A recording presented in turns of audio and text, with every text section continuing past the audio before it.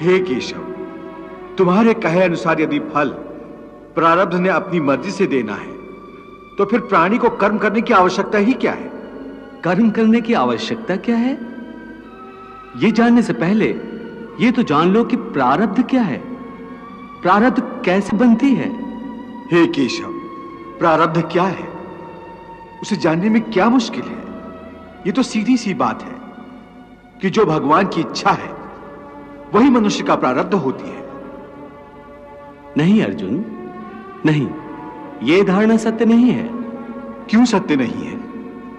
क्योंकि मैं किसी के प्रारब्ध नहीं बनाता, ना मैं किसी प्राणी के कर्म अथवा कर्म फल के हिसाब में दखल देता हूं। इसलिए प्राणी की प्रारब्ध बनाने में मेरा कोई हाथ नहीं होता। फिर कौन बनाता है प्राणियों का प्रारब्ध? प्राणियों के अपने कर्म। अर्थात ये कि प्राणी जैसे कर्म करेगा उसका वैसा ही फल पाएगा। अच्छे कर्म करेगा तो अच्छा फल मिलेगा और बुरे कर्म करेगा तो बुरा फल पाएगा। यही जो प्राणी के अच्छे बुरे कर्मों के अच्छे बुरे फल का हिसाब है, इसी को प्रारब्ध कहते हैं।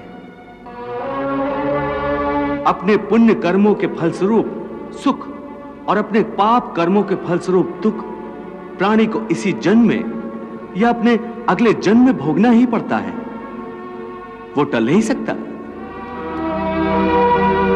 इसलिए अकर्मण्य हुए बिना निरंतर अपने धर्म के अनुसार कर्म करते जाओ और मन में यह पक्का विश्वास रखो कि जिस नियत के साथ तुम कर्म करोगे उसी नियत के अनुसार तुम्हें फल अवश्य मिलेगा।